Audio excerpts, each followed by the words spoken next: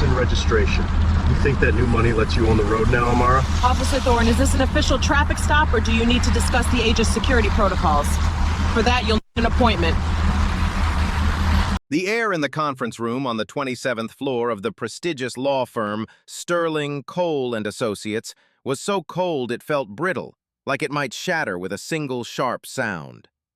Amara Vance felt the chill deep in her bones, a cold that had nothing to do with the building's aggressive air conditioning and everything to do with the man sitting across the polished mahogany table. She kept her hands clasped in her lap, a silent anchor in the storm of the last 10 years of her life, cresting and breaking in this sterile, soulless room. She wore a simple but immaculately tailored navy blue pantsuit, an armor of professionalism she'd carefully selected that morning.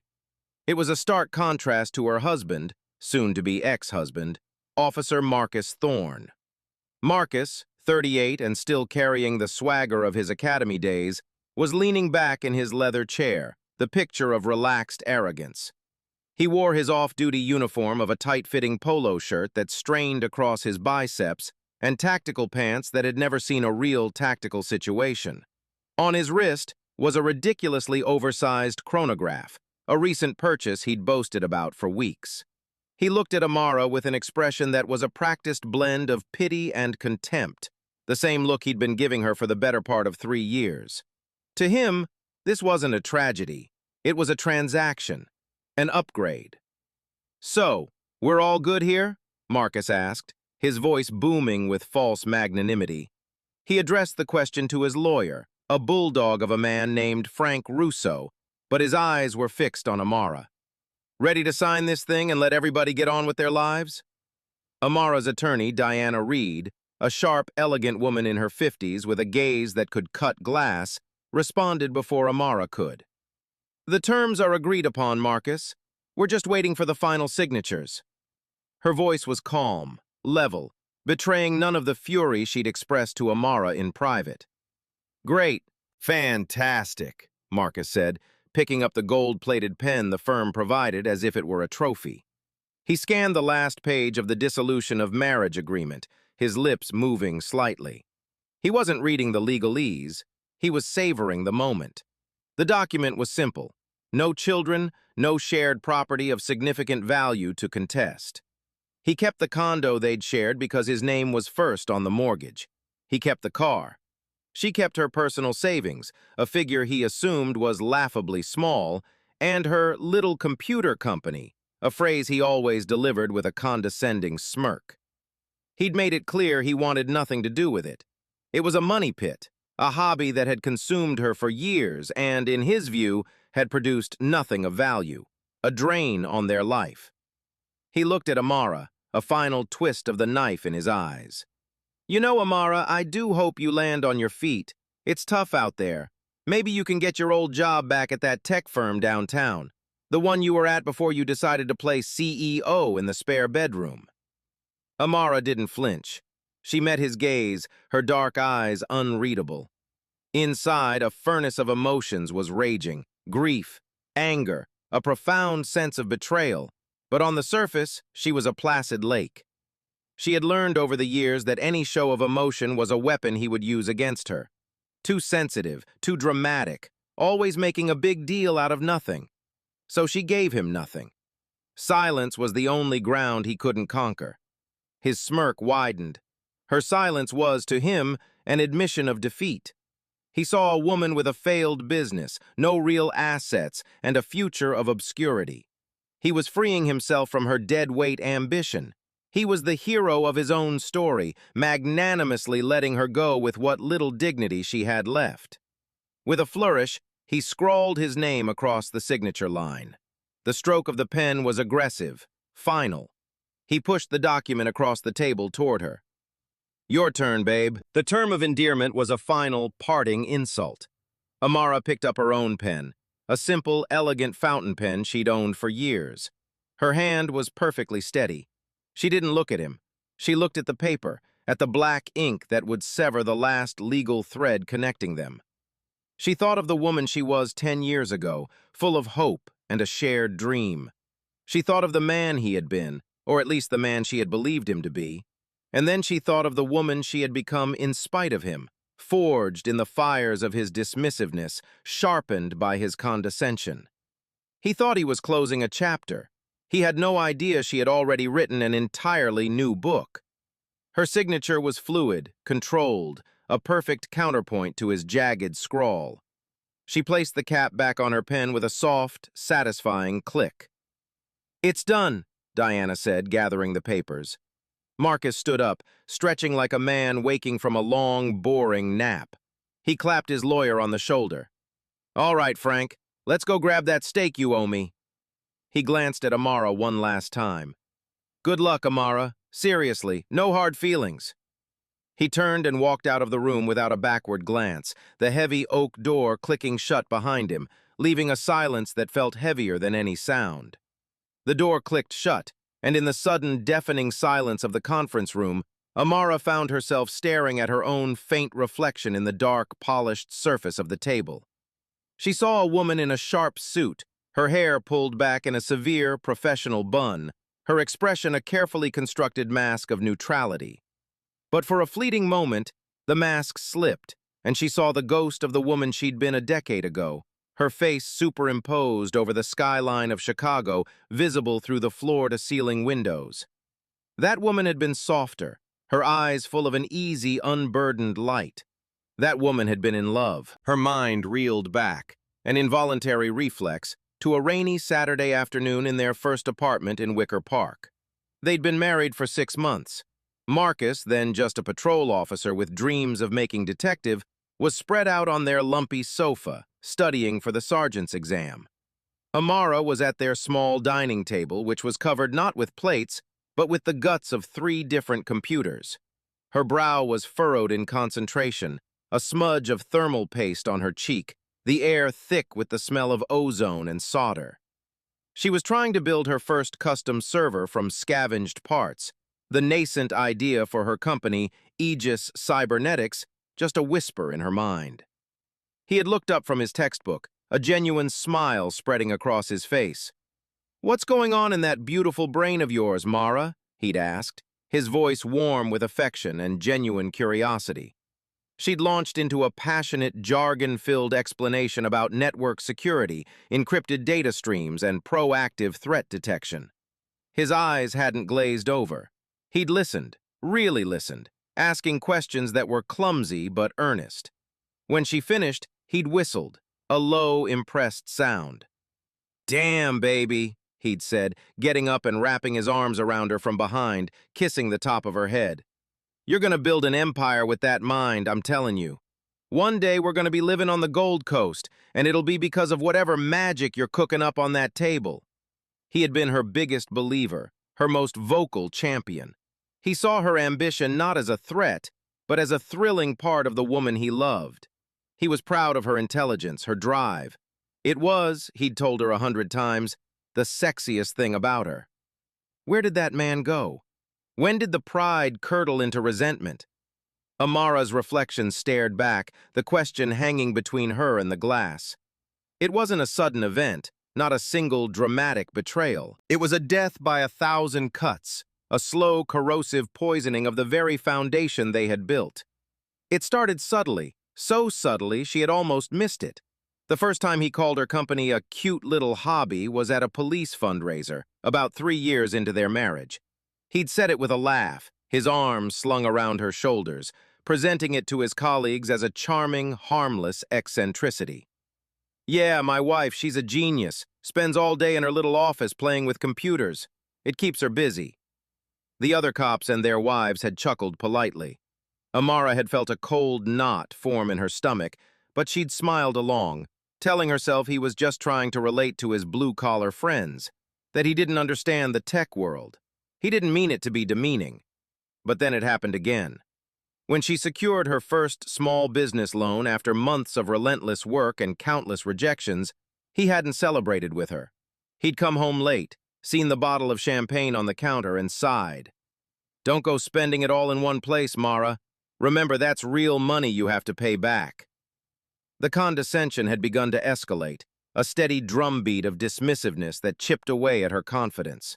Her late nights working were no longer seen as dedication, but as neglect. Her victories, small at first but growing, were met not with pride but with a strange, competitive silence, or worse, faint, backhanded praise. "Oh, you landed a new client. That's nice. How much is that one worth? Enough to cover your server costs this month?" He'd started calling her research and development phase tinkering, and her business plan a daydream. The final, irrevocable fracture had come about a year ago. She'd been a finalist for a major tech grant, a game changer that would have allowed her to hire her first 2 employees and move out of the spare bedroom. The final presentation was on the same day as the annual Chicago Police Department picnic, a major event in Marcus's social calendar. He had insisted she come. "It's important, Amara. It's about showing support. All the other wives will be there. What am I supposed to say? That my wife is too busy with her computer project to show up for me?" "It's not a project, Marcus. It's my company," she had said, her voice tight with a frustration she could no longer hide. "And this presentation could be everything." "Everything for who? You?" He'd shot back, his voice rising. "What about us? What about my career? These are my superiors, my partners. It looks bad when my wife can't even be bothered to show her face for a few hours. It makes me look like I don't have my house in order." That was the moment the ghost in the glass vanished. The moment she realized the man she had married was gone, replaced by a stranger who saw her ambition not as an asset to their shared life, but as a direct threat to his own ego. He didn't want a partner. He wanted a supportive accessory. He didn't want her to build an empire. He wanted her to decorate his. It was in that moment she knew her marriage was over. It was also the moment she knew, with a chilling certainty, that she could never let him see the true scale of what she was building. Her success had become a secret she had to keep, a light she had to hide under a bushel, not just to keep the peace, but to protect her life's work from the man who had once promised to champion it. The decision to shield her company's true trajectory from Marcus hadn't been a single dramatic choice. It was a gradual, necessary adaptation, a form of emotional self-preservation. After the fight over the police picnic, a grant she ended up winning, a victory she celebrated alone with a takeout pizza and a silent toast to herself, she began to build a wall. Not out of spite, but out of a primal need to protect her dream from his escalating negativity. Every dismissive comment, every sarcastic question about her little business was another brick in that wall. She started by compartmentalizing her finances. For years, her modest income from freelance consulting gigs and small contracts had gone into their joint account, an open book he frequently scrutinized. Now, she opened a new business account at a different bank, under the registered name of her LLC, Aegis Cybernetics. Her winnings from the grant, and every subsequent revenue stream, flowed directly into it. It was her war chest, a growing arsenal he knew nothing about. When he'd ask how the business was doing, she'd give him vague, non-committal answers. "It's coming along. Still a lot of work to do. We're holding steady. It's a tough market." He accepted these answers easily because they confirmed his own biased narrative, that she was struggling, that her venture was a quaint but ultimately fruitless endeavor. His ego wouldn't allow him to imagine anything else. It was, in a twisted way, the perfect camouflage. His condescension became her shield. While he was out on patrol or at the bar with his fellow officers complaining about his wife's unrealistic ambitions, she was forging an empire in the shadows of their own home. The spare bedroom, which he called her playpen, became her command center. It was a chaotic, energized space, with whiteboards covered in complex algorithms, servers humming softly in a specially cooled rack, and blueprints for a proprietary security architecture spread across every available surface. It was a room he rarely entered.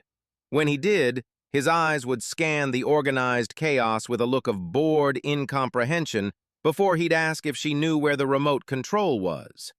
He saw wires and screens. He had no idea he was looking at the foundations of a fortress. Her team, when she finally hired them, were phantoms to him. She rented a small, cheap co-working space in the Loop for them to work from, a place she referred to as the office space, deliberately downplaying its significance. Her two lead engineers, David Chen and Sarah Jenkins, were brilliant, loyal, and understood the need for discretion. They had all bought into her vision with a fervent belief that bordered on religious. They knew they were building something revolutionary, a predictive, AI-driven cybersecurity system that could anticipate and neutralize threats before they even occurred. It was a quantum leap beyond the reactive, outdated systems most institutions, including city governments, were using. The irony was a constant, bitter taste in Amara's mouth. Marcus would come home from his shift, complaining about the department's ancient computer systems, the constant crashes, the vulnerability that left them a sitting duck for ransomware attacks. "It's a joke, Mara," he'd grumble, tossing his duty belt on a chair. "We're running on Windows XP and a prayer. Any half-decent hacker could bring the whole damn network to its knees."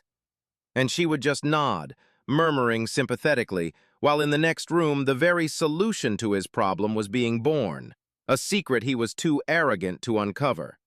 She was building the system that could save his department, and all he could see was a wife who was wasting her time. This careful deception was exhausting. It felt like living a double life. There were moments of guilt, moments where the old Amara, the one who shared everything with her husband, cried out in protest. But then she would remember the look in his eyes when he'd called her dream a project, the sting of his laughter, the crushing weight of his disapproval. And she knew she was doing the right thing. She wasn't just protecting a company, she was protecting herself. She was refusing to let his insecurity dim her light. He had forced her to build her legacy in the shadows, but she was building it nonetheless. And she knew, with the unshakable certainty of a founder who believes in her product, that it was only a matter of time before that light became too bright to hide. "Are you all right, Amara?" Diana Reed's voice cut through the fog of memory, pulling her back to the sterile conference room. The reflection in the table solidified back into the present moment. Amara took a slow, deep breath, the first truly full breath she'd taken all day. She looked at her lawyer, a woman she'd come to see as not just a legal advocate, but a confidant. Diana had seen this story before in 1,000 different forms. The successful woman, the insecure man, the slow, painful unraveling. She never judged. She just strategized. "I will be," Amara said, her voice steady. "Thank you, Diana, for everything." Diana offered a small, sad smile. "He has no idea, does he?" It wasn't a question. It was a statement. During their consultations, Amara had been forced to disclose the full financial details of Aegis Cybernetics. Diana was one of the few people on Earth who knew the truth. "No," Amara confirmed. "He thinks he just walked away from a housewife with a hobby." Diana's eyes, usually so sharp and analytical, softened with something that looked like respect, mingled with a quiet, righteous anger. "Men like Marcus," she said, her voice dropping to a more personal register, "they build their entire world on a foundation of their own perceived strength. They need to be the provider, the protector, the one in charge. The moment a woman, especially their own woman, starts building something bigger than they can understand, that foundation starts to crack.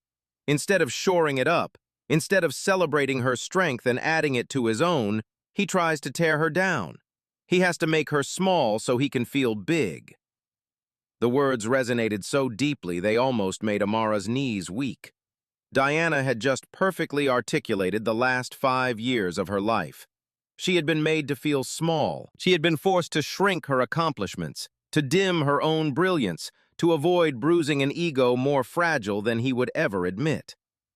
"I tried to talk to him about it," Amara confessed, a memory she hadn't shared before surfacing. "About a year ago, I tried to show him the projections, the market analysis. I told him this could be huge for us, for our future." "And what did he do?" Diana asked, her expression knowing. "He laughed," Amara said, the word tasting like ash. "He patted me on the head.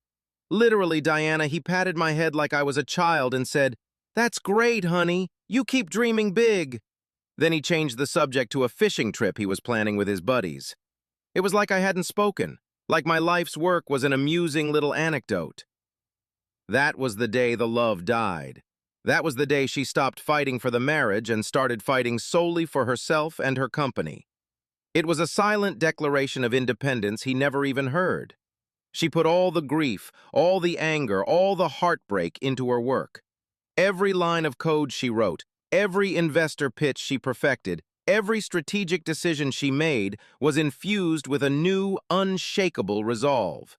She was no longer just building a company. She was building a new life, one where her worth wasn't up for debate, one where she would never have to shrink to make a man feel powerful. Diana's knowing glance was a balm on that old wound. It was a shared understanding between two women who knew what it took to build something of your own in a world that often expected you to be a supporting character in someone else's story. Amara wasn't a supporting character. She was the architect of her own goddamn empire. And the first order of business in that new empire was to finalize the paperwork that banished the old king. The memory of those early days was a raw, visceral thing, a testament to the sheer force of will it had taken to get here. Forging. Aegis Cybernetics hadn't been a glamorous Silicon Valley startup story. There were no venture capital lunches or flashy launch parties. It was a grueling, solitary war waged from a 10 by 12 spare bedroom in a Chicago condo. It was built on a foundation of sleepless nights, cold coffee, and a belief so stubborn it bordered on delusion. Amara remembered the sheer terror of quitting her stable, well-paying job as a senior network architect. Her colleagues had thought she was insane. "You're on the partner track, Amara," her boss had warned her. "You're throwing away a six-figure salary and a corner office." Marcus, in a rare moment of what seemed like concern, had called it a reckless gamble. But staying felt like a slower, more certain kind of death. She was tired of building someone else's dream, of patching up legacy systems she knew were fundamentally flawed. She had a vision for something better, something proactive, and it was a fire in her gut that she could no longer ignore. The first 2 years were brutal. Every dollar she had in savings went into the company. She lived on ramen and determination. The rejections from banks and investors were relentless and often tinged with a thinly veiled sexism. She'd walk into meetings with men in suits who would look at her, a black woman in her early 30s, and their eyes would glaze over before she even finished her introduction. They'd ask her questions they would never ask a male founder. "Is this just a lifestyle business for you? Do you have a male co-founder to handle the technical side? Are you planning on having children soon?" She remembered one particularly humiliating meeting with a prominent angel investor. He'd listened to her pitch, nodding thoughtfully, and then leaned back in his chair. "The tech is impressive, I'll give you that," he'd said. "But you're a tough sell, Amara. Let's be honest. The market just isn't comfortable handing over this much money to someone like you. Maybe if you brought on a more traditional-looking CEO, we could talk." She had walked out of that meeting, her hands shaking with rage, and sat in her car for a full hour, the sterile silence of the parking garage pressing in on her. The temptation to give up, to crawl back to the safety of her old job, was immense. But then she thought about his words. "Someone like you." And the rage solidified into something harder, colder. Resolve.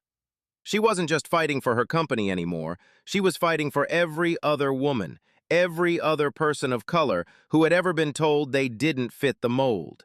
She decided to stop seeking their validation. If they wouldn't give her a seat at the table, she would build her own damn table. She bootstrapped the entire operation. She took on freelance security consulting jobs, working 20-hour days, using the income to fund her research and development. The first Aegis prototype was built on a server rack she'd assembled herself from secondhand parts, humming away in the corner of her office, a constant, tangible reminder of her progress. Her first client was a small local credit union that had been hit by a ransomware attack. They couldn't afford the big security firms. They took a chance on her. Her system worked flawlessly, not only restoring their data, but identifying and neutralizing 2 other potential threats they hadn't even known existed. Word of mouth began to spread. Small clients led to medium-sized ones. The revenue started as a trickle, then a steady stream. It was all the proof she needed. The men in suits had been wrong. Her vision had been born from a simple, terrifying truth. The digital world was a battlefield, and most of its citizens were unarmed. While Marcus was learning to handle a firearm to protect the physical streets of Chicago, Amara was teaching herself to forge digital shields to protect its invisible infrastructure. The city itself, she knew, was the ultimate prize and the ultimate vulnerability. The need for a system like Aegis in a city like Chicago was not just a business opportunity, it was a screaming, urgent crisis. While the city's skyline presented a fortress of modernity and strength, its digital infrastructure was a crumbling relic. The Chicago Police Department, Marcus's own professional world, was at the heart of this vulnerability. They were a 21st-century police force running on 20th-century technology. Their systems were a patchwork of outdated software, disparate databases that didn't communicate, and hardware that belonged in a museum. It was a digital house of cards, and the wind was picking up. Over the past 2 years, the city had been plagued by a series of increasingly brazen cyber attacks. It started with small-scale phishing scams that compromised a few employee emails. Then it escalated. A ransomware attack on the city's parking meter system caused chaos for a week, costing millions in lost revenue and repairs. Another attack targeted the public library network, stealing the personal data of thousands of citizens. These were warning shots. The real nightmare, the one that kept city officials and security experts up at night, was a direct assault on its critical infrastructure, the power grid, the water systems, or, most terrifyingly, the police department. The CPD was the city's nervous system, and it was suffering from a severe autoimmune disorder. Their data management was a joke. Case files were stored on local servers with notoriously weak security. Officer dispatch systems would crash on hot summer nights when crime rates spiked. But the biggest vulnerability was the evidence management system. Digital evidence, body cam footage, interrogation videos, forensic data, was stored in a digital vault that was about as secure as a garden shed. A breach wouldn't just be embarrassing, it could compromise thousands of active cases, potentially letting violent criminals walk free on technicalities. Amara knew all of this, not just from public reports, but from the unfiltered complaints of her own husband. Marcus was an unwitting source of invaluable market research. He'd come home furious after a long shift, ranting about the system's failures. "We lost the dash cam footage from the Gonzalez bust," he'd rage. "The file just corrupted. Gone. The whole case could get tossed." He'd complain about how he had to file the same report on 3 different incompatible systems. He was a foot soldier on the front lines of a digital war his commanders were losing badly. The tipping point came 6 months ago. A sophisticated Russian hacking collective targeted the Atlanta Police Department, bringing their entire network to a standstill for 3 days. They demanded a ransom of 6 Bitcoin, a figure that was almost insulting in its smallness. It wasn't about the money, it was about demonstrating power. They proved they could cripple a major American city's police force at will. The news sent a shockwave through every mayor's office in the country. Chicago's mayor, a shrewd, no-nonsense politician named Elena Ramirez, knew she was next on the list. The city council hastily issued a request for proposal, RFP, a massive citywide call for a complete security overhaul. It was the biggest municipal tech contract in the country, a behemoth project that would be worth $1 billion to the winning firm. The corporate giants, IBM, Cisco, Oracle, all circled like sharks, sensing a massive payday. But Amara saw it differently. She saw a city under siege, her city. And she knew that her system, Aegis, was the only one that wasn't just a bigger, more expensive padlock. It was a shield. A dynamic, intelligent shield that could learn and adapt. The giants were offering a taller wall. She was offering a guardian. She had spent years preparing for this battle. She knew the enemy's tactics. She knew the territory's weaknesses, and she had forged the perfect weapon in secret. The gauntlet had been thrown down, and Amara Vance was ready to pick it up. The final presentation felt less like a business meeting and more like a trial. It took place just 4 days before the divorce signing in the main chamber of the Chicago City Council. The room was designed to intimidate, with soaring ceilings, dark wood paneling, and a horseshoe of elevated desks where the council members, the police commissioner, and the mayor's chief of staff sat like a panel of judges. The air was thick with skepticism.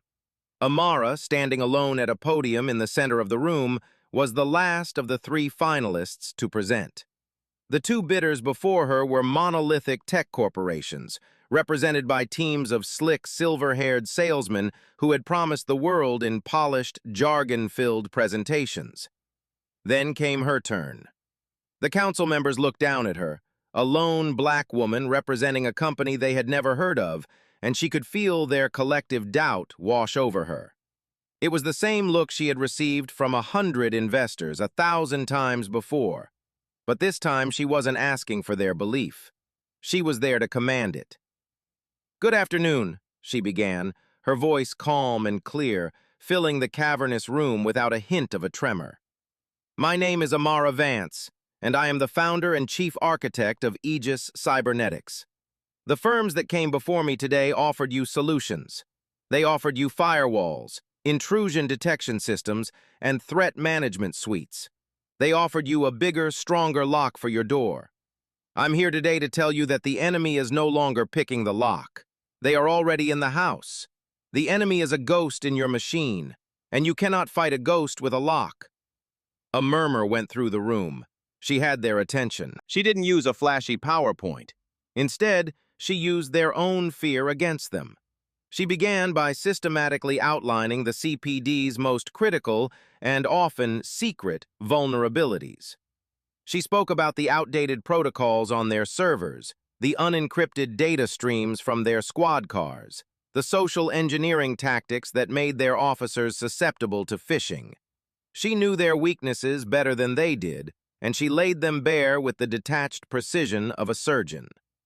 The police commissioner, a grizzled, imposing man named O'Malley, shifted uncomfortably in his seat.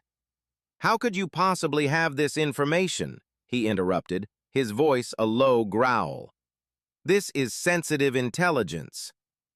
Amara met his gaze without blinking. "Because the hackers already have it, Commissioner, and unlike me, they are not here to help you. Your vulnerabilities aren't a secret. They're an open invitation.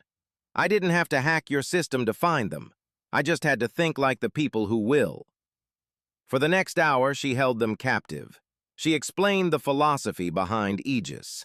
It wasn't a static defense. It was a living learning system, an AI that didn't just look for known threats, but hunted for anomalies in behavior, for the subtle, almost invisible footprints that a sophisticated intruder leaves behind.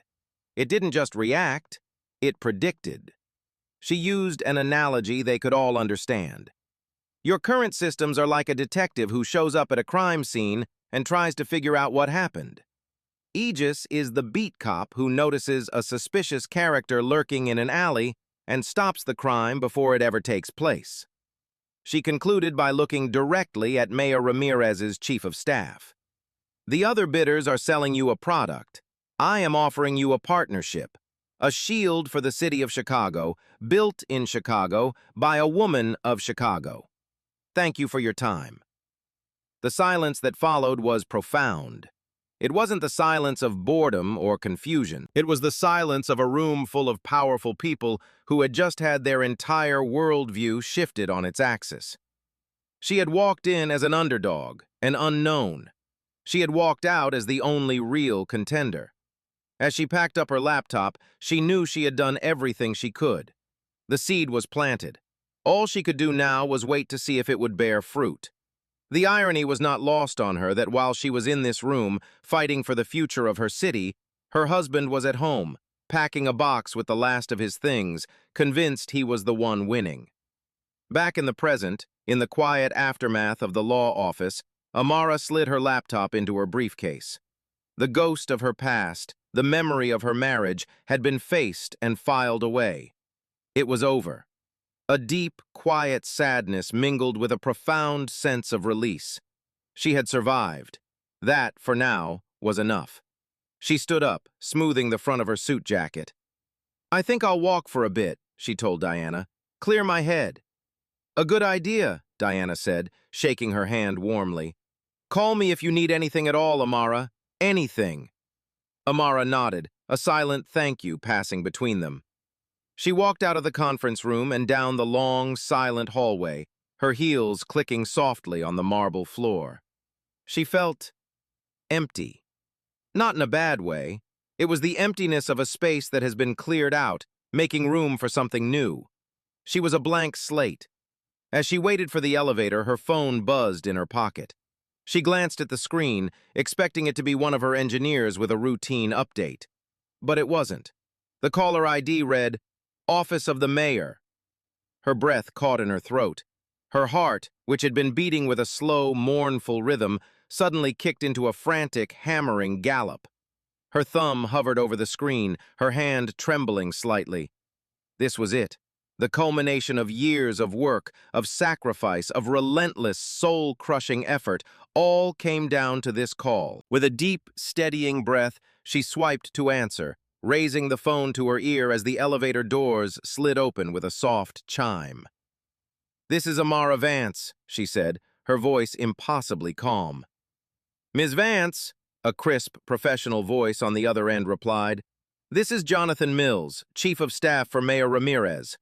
I hope I'm not catching you at a bad time."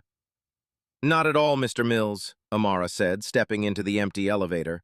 The doors closed, encasing her in a small, quiet world of brushed steel and soft light. "Excellent. I won't keep you long. I'm calling on behalf of the mayor and the city procurement committee. We have reviewed the final proposals for the citywide security contract. The committee's vote was unanimous." He paused, and in that brief, heart-stopping silence, Amara felt the entire trajectory of her life hanging in the balance. "Congratulations, Ms. Vance. The city of Chicago would be honored to accept the proposal from Aegis Cybernetics. The $1 billion contract is yours." The world tilted on its axis. The words hit her not with a crash, but with the silent, overwhelming force of a tidal wave. $1 billion. The number was so vast, so astronomical, it didn't feel real. The elevator began its smooth descent, but Amara felt like she was floating. Her knees went weak, and she leaned against the cool steel wall for support. She could hear Jonathan Mills still talking, mentioning next steps, legal reviews, a press conference, but his voice sounded like it was coming from a great distance. Her mind was a maelstrom of emotions. There was the wild, soaring elation of a dream realized, the vindication of every sacrifice, the silencing of every doubt. But underneath it all, something else was crystallizing. A profound, almost biblical sense of irony so potent it was dizzying. Marcus. Just minutes ago, he had walked out of that room convinced he was leaving her with nothing. He had signed a piece of paper that, in his mind, relegated her to a future of mediocrity and failure. He had mocked her ambition, dismissed her life's work as a frivolous hobby. And now, that hobby was the official shield of the entire city. That hobby would now be responsible for the digital integrity of the Chicago Police Department. Every report he filed, every piece of evidence he logged, every dispatch call he answered would soon be running through a system she had built. His professional life, the one thing he valued above all else, the career he had used as a cudgel to beat down her own ambitions, would now be inextricably dependent on her genius. He hadn't just divorced a housewife, he had divorced the woman who was about to become his boss in every way that mattered. "Ms. Vance, are you still there?" Jonathan's voice cut through her reverie. "Yes," Amara breathed, her voice a little shaky now. "Yes, I'm here. Thank you, Mr. Mills. We're ready to get to work." When the call ended, she didn't move. She stood in the silent elevator, the phone still pressed to her ear, long after the line had gone dead. She looked down at her briefcase where the copy of her signed divorce papers lay. An artifact from another life. The ink was still fresh, but the reality it represented was already obsolete. Diana was waiting for her when the elevator doors opened to the main lobby, her expression a mixture of curiosity and concern. She must have seen the color drain from Amara's face. "Amara, what is it? What's happened?" Amara looked at her lawyer, her friend, and a slow smile spread across her face. It was the first genuine, unburdened smile she had felt in years. It felt like the sun breaking through a long, dark storm. "They voted," Amara said, her voice quiet, almost a whisper, as if saying it too loud might break the spell. "The city council. It was unanimous." Diana's professionally composed face broke into a look of pure, unadulterated shock. Her jaw literally dropped. "You're kidding me! Amara! They chose you? Over IBM?" Amara just nodded, the smile growing wider. "The $1 billion contract is ours." For a moment, neither of them spoke. The cacophony of the city, the distant sirens, the rumble of the L train, the buzz of the lobby, all faded into a muted backdrop. In that shared, stunned silence, the sheer, staggering scale of the victory finally landed. This wasn't just a win, it was a paradigm shift. It was the kind of karmic justice so perfect, so absolute, you couldn't write it in a novel because no one would believe it. The woman Marcus Thorne had cast aside as a failure had, in the span of 15 minutes, become one of the most powerful figures in the city's technological landscape. The ink on their old life was barely dry, and already a new reality had been written. Meanwhile, 15 blocks away, in a dark-paneled Irish pub that smelled of stale beer and fried fish, Marcus Thorne was holding court. He and his lawyer, Frank Russo, were seated in a plush leather booth, a round of celebratory whiskeys on the table. A few of Marcus's buddies from the precinct had joined them, drawn by the promise of a good story and a free drink. Marcus was expansive, triumphant, the conquering hero returned from battle. "I'm telling you, you should have seen her face," Marcus said, his voice loud enough for the neighboring booths to hear. He took a large gulp of his whiskey, savoring its burn. "Just nothing. Blank. She knew she had nothing, no fight left in her. I almost felt sorry for her." "Almost," Frank grunted, raising his glass.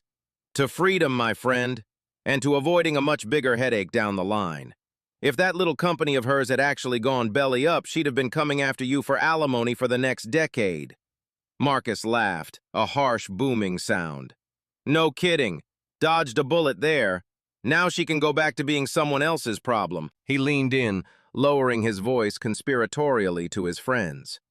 "It's for the best, you know. The ambition. It was too much. A woman needs to be supportive. She needs to be there for her man, for his career. Amara. She was always in her own world with those damn computers.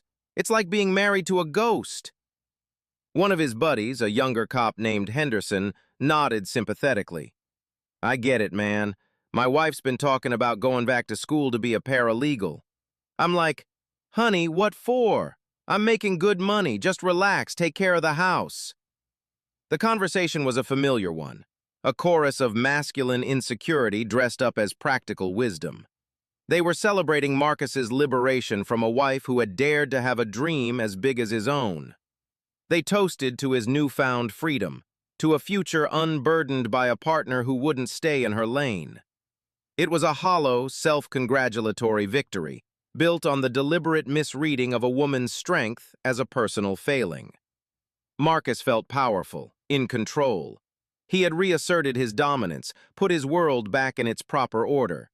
He was the man, the provider, the one whose career mattered. He had never felt more certain of his own place in the world. He ordered another round, basking in the warm glow of the whiskey and the deferential agreement of his friends. He was the king of his small, smoky castle. The celebration was in full swing when the first tremor hit. It wasn't a sound, it was a shift in the atmosphere of the bar. The low hum of conversation and sports commentary from the multiple television screens was suddenly punctuated by a series of simultaneous chimes and buzzes as phones across the room lit up with a news alert. In the corner, the screen of the largest TV, which had been showing a replay of a Cubs game, abruptly switched to a live breaking news banner from a local station. "Breaking news! The red and white letters flashed urgently across the bottom of the screen. Marcus, mid-anecdote, barely noticed. But Henderson, the young cop, glanced up at the screen, his brow furrowing. He pulled his own phone from his pocket, his thumb swiping across the screen. "Whoa," Henderson said softly. "Hey, check this out." The news anchor on the screen was speaking with an air of excitement. "We're getting reports just now confirming what has been the most anticipated city contract decision in years. Sources out of the mayor's office have confirmed that the winner of the historic $1 billion citywide security overhaul is not one of the tech giants as expected, but a local Chicago-based firm." Marcus paused, his glass halfway to his lips. He glanced at the screen, a flicker of annoyance crossing his face at the interruption. The anchor continued. "The company, Aegis Cybernetics, is headed by founder and chief architect Amara Vance." The name hit the air in the bar and seemed to hang there, vibrating with impossible energy. Marcus froze. Amara Vance. His Amara. No, it had to be a mistake, a different Amara Vance. It was a common enough name. And they will be responsible for a complete technological rebuild of the city's digital infrastructure, with a primary focus on the Chicago Police Department. The whiskey glass slipped from Marcus's suddenly numb fingers, hitting the thick wood of the table with a dull thud, sloshing amber liquid over a stack of napkins. Frank Russo, his lawyer, was staring at the screen, his mouth slightly agape. The bar had gone quiet. All eyes were either on the television screens or on the phones in their hands. On the screen, a professional headshot of Amara appeared next to the news anchor. It was a photo he'd never seen before.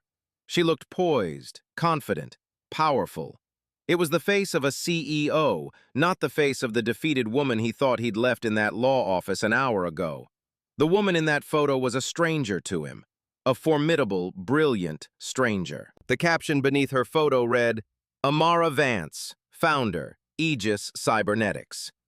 Henderson, oblivious to the personal cataclysm unfolding in their booth, turned his phone screen toward Marcus. "Hey, Sarge, isn't that your ex?"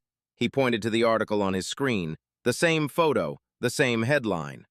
Local tech firm Aegis Cybernetics lands historic $1 billion city contract to overhaul CPD security. The letters seemed to leap off the screen, burning themselves into Marcus's brain.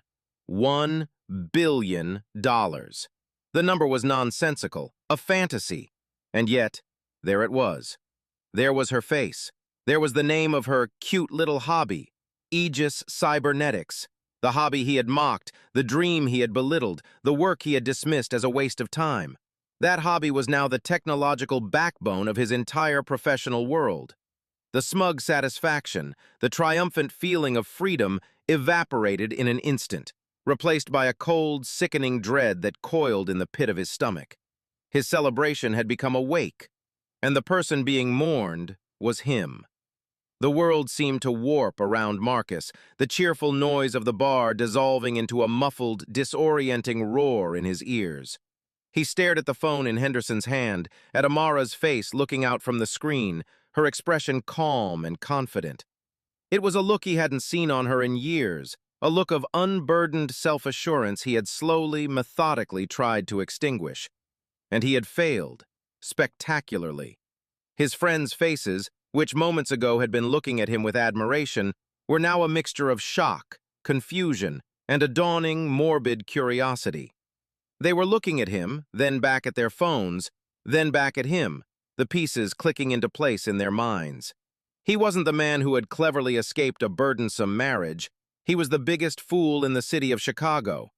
That can't be right," Marcus stammered, the words feeling thick and foreign in his mouth. He snatched the phone from Henderson, his eyes scanning the article frantically, searching for a mistake, a retraction, anything to make this nightmare dissolve.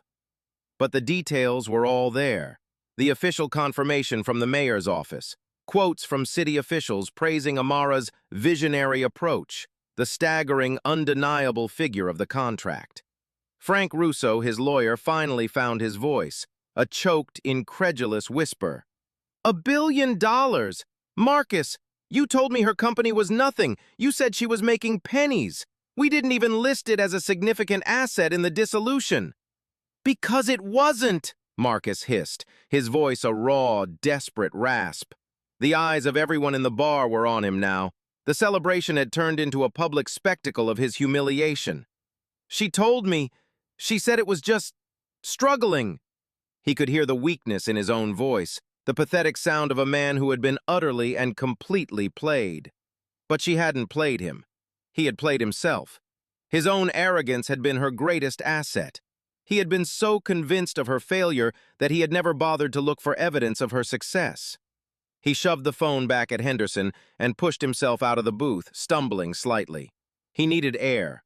He needed to escape the suffocating weight of their stares, the silent judgment that was louder than any accusation. He threw a few crumpled bills onto the table and pushed his way through the stunned crowd, ignoring their calls of his name. He burst out onto the sidewalk, the bright afternoon sun a harsh, painful glare. The city sounds, the traffic, the chatter of pedestrians, a distant siren, assaulted him. He leaned against the rough brick wall of the pub, his chest heaving, his mind reeling. It wasn't just the money. It was the sheer, galling totality of his miscalculation. He had held a winning lottery ticket in his hand for 10 years and had just willingly, arrogantly thrown it into a fire. He thought of the condo he had been so proud to keep. He thought of the paltry settlement, the clean break he had been so smug about. It was all a joke. He had been fighting over the scraps from the table while she was preparing to buy the whole damn restaurant. He had divorced her. But she had, in every meaningful way, just become the master of his universe. Every promotion he sought, every commendation he received, every bit of his professional life would now be influenced and controlled by the infrastructure built by the woman he had deemed unworthy. The thought was so emasculating, so completely devastating it made him want to vomit. The unraveling of Marcus Thorne was swift, brutal, and utterly public. While Marcus's world was imploding on a dirty sidewalk, Amara Vance was stepping out of the cool marble lobby of the Sterling, Cole & Associates building and into the brilliant Chicago sunshine. The light felt different now, warmer, more welcoming. She paused on the top step, put on her sunglasses, and took a deep, deliberate breath of the city air. It smelled like exhaust, roasted nuts, and victory. She wasn't walking away from a divorce. She was walking toward her destiny. The emptiness she had felt just 30 minutes ago was gone, replaced by a surge of adrenaline and a profound, quiet sense of purpose. The weight of her secret, a burden she had carried for so long, had been lifted. She pulled out her phone, her fingers flying across the screen. Her first call wasn't to a family member or a friend to celebrate. It was to the two people who had been in the trenches with her from the beginning, who had believed in her vision when it was nothing more than a chaotic jumble of code on a scavenged server. David Chen, her lead engineer, answered on the first ring. "Hey, Amara, everything okay?" His voice was laced with its usual low-level anxiety. "Everything is more than okay, David," she said, a smile evident in her voice. "Are you and Sarah at the office?" "Yeah, just running some final diagnostics on the Aegis core. Why, what's up?" Amara let the moment hang in the air, savoring it. "I want you to gather the team, everyone. Tell them to stop what they're doing and meet me in the main workspace in 30 minutes. And David," she added, "buy the best champagne you can find. Put it on the company card." There was a moment of confused silence on the other end. Champagne? Did we land the Henderson account? Amara laughed, a full, joyous sound that turned the heads of a few passers-by. "A little bigger than that," she said. "Just get the champagne, I'm on my way." She hung up and started walking, not toward the L train, but in the direction of her small, anonymous office.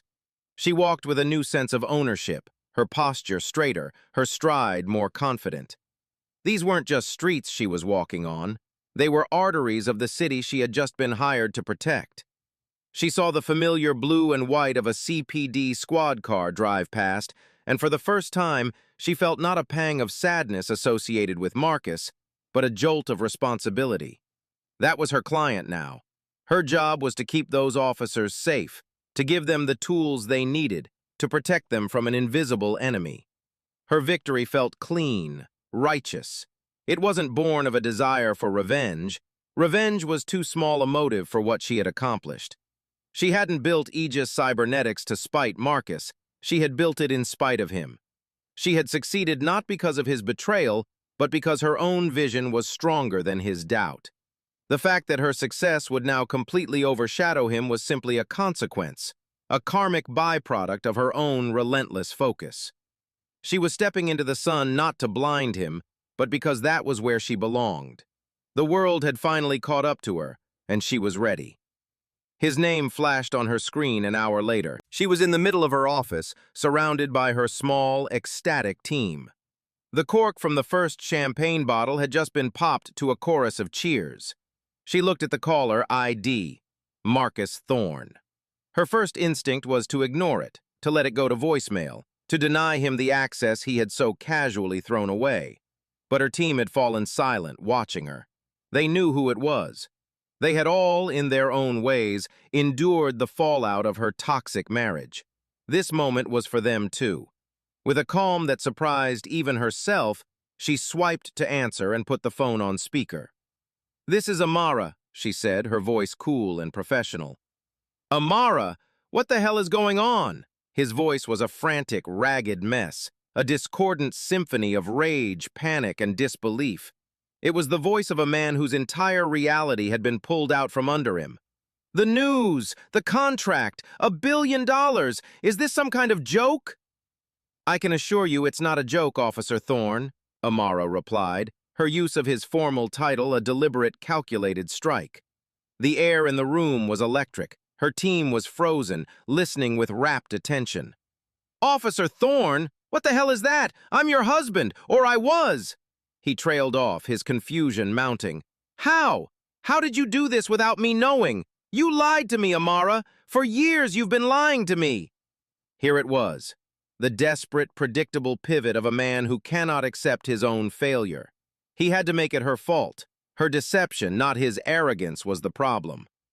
"I never lied to you, Marcus," she said, her voice as level as a frozen lake. "You never asked. You saw what you wanted to see. You saw a hobby, a little project to keep me busy. You were so convinced I was failing that you never once considered the possibility that I might be succeeding." A choked, sputtering sound came through the speaker. "You set me up. This whole divorce. You planned this, didn't you, to humiliate me?" A collective gasp went through her team. Amara held up a hand to silence them. She would handle this. "My work has never been about you, Marcus," she said, and she could feel the truth of those words resonating in her bones. "I built Aegis to solve a problem, to protect this city. The fact that you will now have to use my system every single day of your professional life is a consequence of your own actions, not a part of my business plan." She paused, letting the statement land with the force of a physical blow. "Now, if you have an official inquiry regarding the upcoming security integration at the Chicago Police Department, I suggest you direct it through the proper channels. My team and I will be in touch with your commissioner's office next week to begin the transition. I'm sure you'll be briefed on the new protocols in due course." The silence on the other end of the line was absolute. She had not yelled. She had not cried. She had simply, calmly, and irrevocably redefined their relationship. He was no longer her husband or her ex-husband. He was a client, an end user, a cog in a machine she now owned. "Have a good day, officer," she said. And with that, she ended the call. The office was silent for a beat, and then it erupted. Cheers, applause, whoops of joy. David Chen was laughing so hard he had tears streaming down his face. Sarah Jenkins threw her arms around Amara in a fierce, triumphant hug. It was over. The ghost that had haunted their founder, and by extension their company, had been vanquished. Amara, holding a glass of champagne, looked around at the faces of her team, her family. She had won. They had won. And the war Marcus never even knew she was fighting was finally, gloriously, over. 6 weeks later, Amara stood by the floor-to-ceiling window of her new office on the 54th floor of a skyscraper on Wacker Drive. The view was breathtaking. a panoramic sweep of the city she now helped protect. The Chicago River snaked below, a turquoise ribbon dividing the architectural giants that clawed at the sky. In the distance, she could see the vast, placid expanse of Lake Michigan. This was the view she had dreamed of, the view Marcus had once promised her, telling her it would be his success that would get them there. He was wrong. She had gotten here on her own terms, powered by her own mind. The transition had been a whirlwind. Aegis Cybernetics was no longer a boutique firm, it was a major player. They were hiring rapidly, expanding into the 2 adjacent office suites. The city contract had opened doors she had once found bolted shut. Venture capitalists who had once dismissed her were now begging for a meeting. She had become, almost overnight, the new titan of Chicago's tech scene. The settlement with Marcus had been swift and silent. His lawyer, Frank Russo, had called Diana the day after the news broke, his tone shifting from bulldog aggression to defeated capitulation. They offered to contest nothing. They knew any attempt to challenge the divorce agreement now, to claim he had been deceived about her assets, would result in a public court battle that would only humiliate Marcus further. He took his condo and his car and disappeared from her life with a quiet, pathetic fizzle. Celeste, the ambitious business partner from the sample story, was never a factor here. Marcus's affair was with his own ego. The last Amara heard, he had put in for a transfer to a suburban precinct, unable to face the daily reality of logging into a system bearing his ex-wife's company name. He couldn't handle the quiet, ever-present reminder of all he had lost. From this new height, both literal and metaphorical, Amara found herself reflecting not with anger, but with a strange, clinical sense of pity. What drove a man like Marcus to behave the way he did? It wasn't pure evil. It was something far more common and, in its own way, more tragic, a profound and crippling insecurity. His identity was wholly wrapped up in a traditional, outdated model of masculinity. The man is the provider. The man is the strong one. The man's career takes precedence. In his worldview, there was a finite amount of success in a relationship, and if her share grew too large, it must, by definition, be diminishing his. He didn't see her as a partner with whom he could build a bigger, better life for both of them. He saw her as a competitor. Her light didn't add to his. He believed it cast a shadow over him. So he tried reflexively and relentlessly to snuff it out. Could things have been different? If she had confronted him earlier, more forcefully, would it have changed anything? She doubted it. It would have only accelerated the end, turning the slow burn of resentment into a wildfire of open conflict. What if he had been a different man? A man strong enough to be proud of a powerful woman, to see her success as a shared victory. They could have been an unstoppable force, a true power couple. But that was a fantasy. She had married the man, not the potential, and the man had failed the test. Her only regret was that she had spent so long trying to shrink herself to fit into the small, cramped box he had built for their marriage. She had protected herself by hiding her work, but a part of her wondered what could have been if she had simply refused to hide from the very beginning. The lesson was clear. Never dim your own light for someone who is afraid to stand in your shine. Her story was a testament to a quiet, unyielding form of strength. It was a reminder that your value is not contingent on another person's validation. Sometimes the most powerful thing you can do is to believe in yourself so fiercely that the doubts of others become irrelevant background noise. You protect your work, you protect your mind, and you build your empire, brick by silent brick, if you must. Sooner or later, the world will have no choice but to see the fortress you have built. Dear viewers, thank you for coming on this journey with us. Amara's story is a powerful one, and it leaves us with so much to think about. What would you have said to Marcus during that final, explosive phone call? Have you ever felt like you had to downplay your own successes to make someone else in your life feel more comfortable? Let me know your thoughts in the comments below. Your voice is what makes this community so special. If this story resonated with you, please hit that subscribe button and turn on the notification bell. We have so many more stories to share about the quiet warriors and the unsung heroes who remind us that the greatest victories are often the ones won in silence. Subscribe, comment, and we'll see you in the next one.